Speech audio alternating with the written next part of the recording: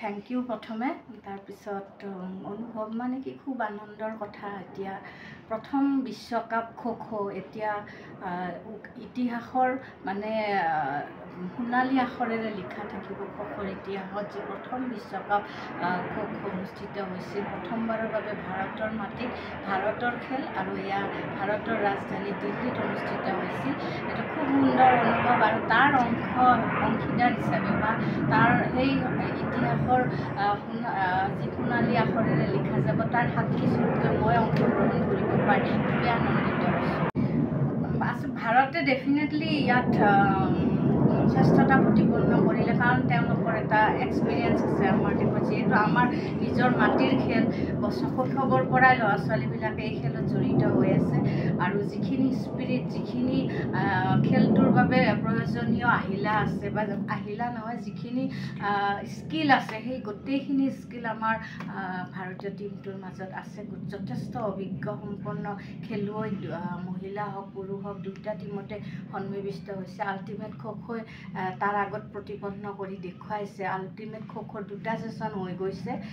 যিসকল খেলুৱৈ গাঁৱৰ ভিতৰত খুব দুখীয়া শ্ৰেণীৰ খেলুৱৈ আছিল সেইবিলাক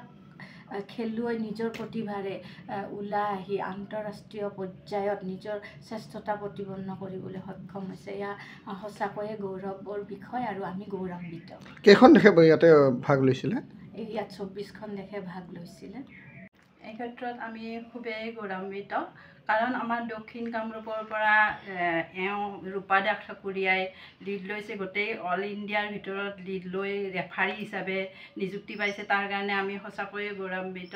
আৰু আমাৰ যিখন মেগাজিন অনুপমা অঞ্জলি মাহেকীয়া আলোচনী সেইখনত তেখেতে আগৰ পৰাই ওতপ্ৰোতভাৱে জড়িত হৈ আছে এইবাৰ আমি সহ সম্পাদিকা হিচাপে লৈছোঁ আৰু আজি এই কাৰণতে আমি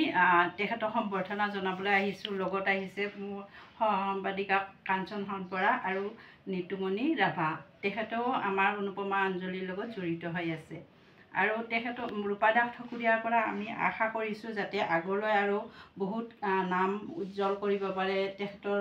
নামৰ লগতে আমাৰ অসমৰ তথা ভাৰতৰ উন্নতি কৰিব পাৰে বা নতুন প্ৰজন্মক আগুৱাই নিব পাৰে সেইটোৱে আমি আশা কৰিছোঁ Stay informed, stay ahead. News NE 365